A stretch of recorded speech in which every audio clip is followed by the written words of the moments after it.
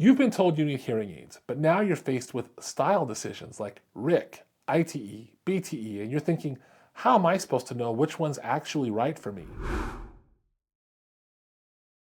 I've had so many patients tell me I didn't even know there were different styles, or that each one had its own pros and cons depending on your hearing, your lifestyle, or even the shape of your ear. The truth is, many people get pushed into hearing aid styles that don't fit their life, their hearing loss, or even their ears, and that leads to frustration, wasted money, and unused hearing aids. Today, I'm going to make this simple. I'll show you exactly when to choose RIC, ITE, or BTE so you can walk into your consultation knowing more than most audiologists expect and make a choice that actually works for you. I'm Dr. Layne, founder of Timpanogos Hearing and Tinnitus, and I've been fitting hearing aids for over 20 years. And let me tell you, I've seen every style work beautifully for the right person. I've also seen people struggle because they got pushed into a hearing aid style somewhere else that wasn't actually the best fit for them. Let's start with ITE. That stands for in the ear. These are completely custom made to fit your specific ear. Everything, the electronics, the microphone, the speaker, it's all housed inside a custom shell that sits in your outer ear. When is the ITE your best option? This is where your low frequency hearing loss really matters. If you have poor low frequency hearing and need more amplification in those low pitches, having something that fills your ear completely is actually an advantage. That closed fit helps us deliver the low frequency amplification you need without it leaking out of your ears. ITE hearing aids are also amazing if dexterity is a concern for you. If you've got arthritis or just don't have the finger dexterity that you used to have, ITEs can be a game changer. I can think of my patient Carol. After fumbling with tiny behind-the-ear hearing aids for a long time, she finally switched to ITEs. Next visit, she told me she cried tears of relief because she could finally put them in herself without help. That kind of independence matters. They're bigger, easier to handle, and easier to put in and take out. I've had patients in their 70s and 80s struggle with smaller styles, and when we switch to ITEs, suddenly they're independent again with their hearing aids. That's huge. They're also great if you wear glasses. With some other hearing aid styles, you've got something behind your ear competing for space with your glasses. With ITEs, there's nothing behind your ear at all. It's all in your ear. Another advantage, they use the natural shape of your ear to collect sound.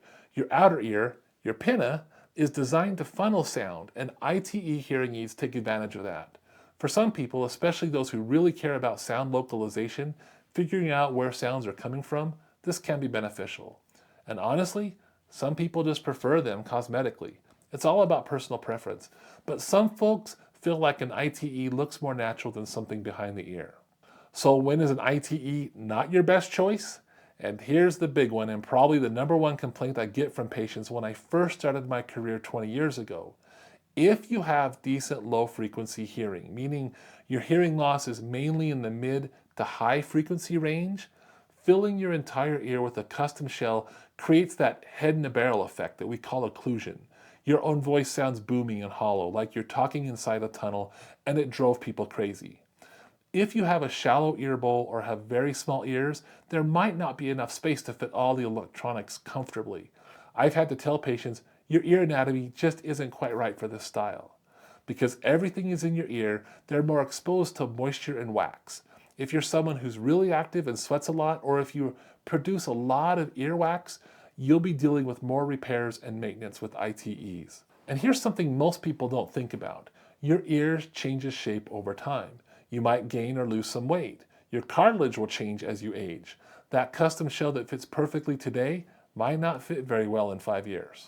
Real quick, if you're finding this helpful, go ahead and hit that like button and subscribe. This kind of detailed information helps people make better decisions about their hearing health, and your engagement helps more people find it. All right, let's keep going. Now here's where things got really interesting in my career. RIC hearing aids, that stands for receiver in the canal, sometimes called receiver in the ear, have changed everything, and I mean everything. Remember that head in a barrel complaint I mentioned before? When RIC hearing aids came out, that problem basically disappeared for the majority of my patients. It was honestly a game changer. Here's how they work. You've got a small case that sits behind your ear, and then a thin wire runs down your ear canal with the speaker, the receiver, sitting right here in your ear canal. But here's the key difference from ITEs. Your ear canal stays open. No more occlusion, no more barrel effect. This is hands down the most popular style right now, and there are some really good reasons for that. If you have mild to moderately severe hearing loss, especially with good low frequency hearing, RIC hearing aids are probably going to be your top choice. They're incredibly versatile. I fit more RIC hearing aids than any other style, and honestly, because they work well for about 75 to 80% of my patients. Here's why people love them. They're discreet. That little thin wire is way less visible than older thick tubing from BTEs. They're comfortable because nothing's filling up your entire ear. And because your ear canal stays open, you don't get that stuffy plugged up feeling, and you hear your own voice much more naturally. They're also fantastic if you're someone who's active. I have patients who wear them hiking or at the gym, playing pickleball. They stay in place really, really well. Plus, they're very flexible. We can adjust the fitting using different sized domes or even make a custom ear mold if needed without replacing the entire hearing aid. Now here's something that a lot of people don't realize though. If you have poor low frequency hearing, meaning you need amplification in those low pitches, RIC hearing aids with an open fit don't work well. That open ear canal that feels so comfortable, it lets that low frequency energy escape out of your ear. So if your hearing tests show significant low frequency hearing loss, we might need to use a more closed fitting or consider going back to a different style altogether. If you have significant dexterity issues, maybe severe arthritis or tremors in your hand, that kind of thing, that thin wire and small speaker in your ear can be challenging to manage. It's not impossible, but it does require more fine motor control than an ITE. Also, if you produce a lot of earwax or have chronic moisture issues in your ear, that receiver, so that speaker sitting in your ear canal is more vulnerable. We can add protective filters and do more frequent maintenance, but it is something to consider. Also, if you have severe to profound hearing loss, you might need something more powerful. Some RIC models can handle it, but you might run into feedback issues or just not get enough volume. Now let's talk about BTEs, behind the ear hearing aids. This is the classic style, and while they're not as popular as they used to be, there are still some situations where BTEs are absolutely the right choice. With BTEs, all the electronics sit in a case behind your ear, and then a tube runs down your ear canal into a customized ear mold.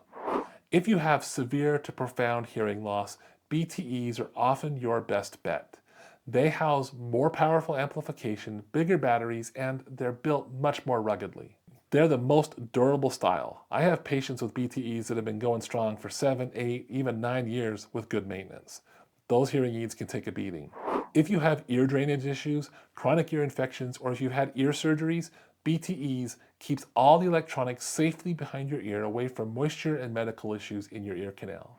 And for parents, if you're looking at hearing aids for a child, BTE is the right way to go. Kids' ears grow fast, and with BTEs, we just remake the ear mold as their ears grow. The actual hearing aid stays the same.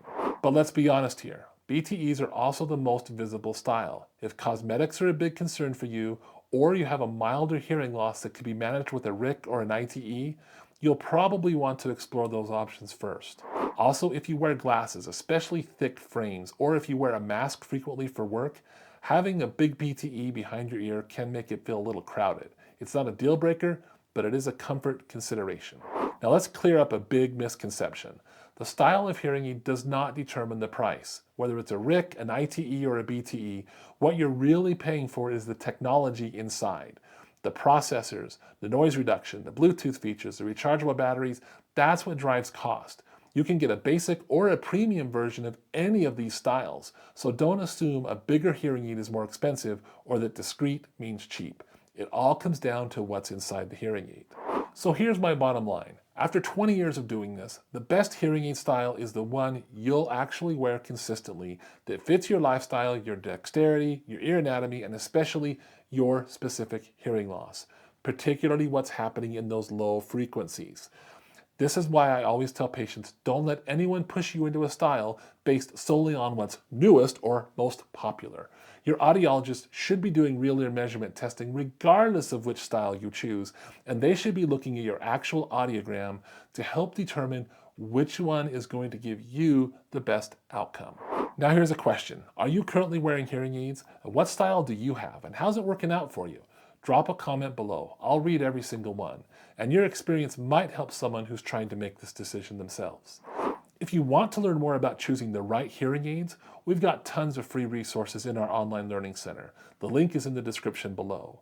And if you're here in Northern Utah and ready to schedule a consultation where we can look at your specific hearing and help you figure out which style is right for you, you can book an appointment online. That link is also in the description below. Thanks for watching. I'll see you in the next video.